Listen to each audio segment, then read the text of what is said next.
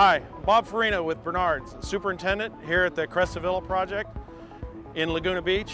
We've just broken ground for a senior living center here, and we come across some unforeseen conditions in the first part of our excavation, which is pretty amazing. Part of the process of building in the state of California is to have a monitor, and that monitor is there to watch for fossils, any archaeological finds, anything of historical significance for the state of California. Because California has such a rich paleontological as well as cultural history here, this site alone, the whole hillside has a history of Capistrano fossil bed formation, so everything was still preserved underneath. And during the first days of excavation, we began digging into the native soils, and just after 4 feet, we began finding fossils out here. So here we have part of a whale's lower mandible, i.e. the lower jaw down here. The object of the game is to kind of explore out where the limits of the bone are, and then slowly work away the soils, or in this case, hard rock, away from it without breaking or dislodging any of the bone. Matt was out here monitoring, and when they dug this hole behind me, he saw some bones sticking out of the wall.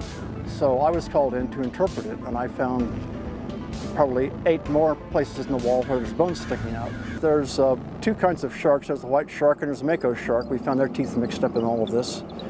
And there's one fish here that we thought we had one vertebrae sticking out of the cliff. It turned out to be, when we dug in there, it was a whole string of vertebrae. It's basically a 5.5-foot tuna.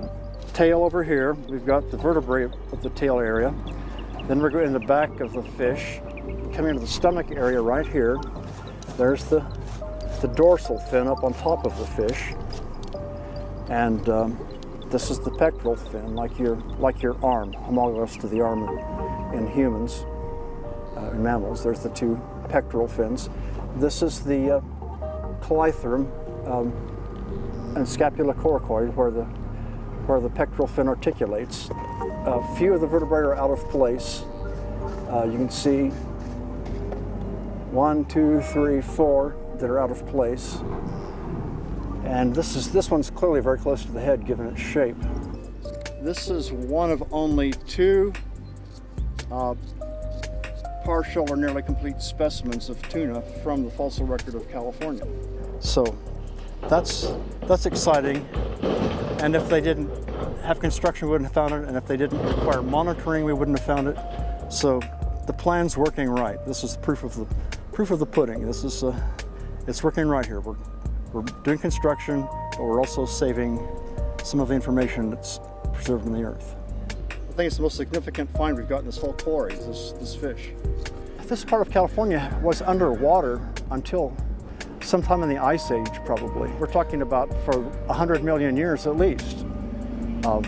Probably had something to do with the formation of the San Andreas Fault and the rubbing of the plates together and the uplift of the crust on the ocean side to get it uplifted in places so that we actually have dry land in this part of California.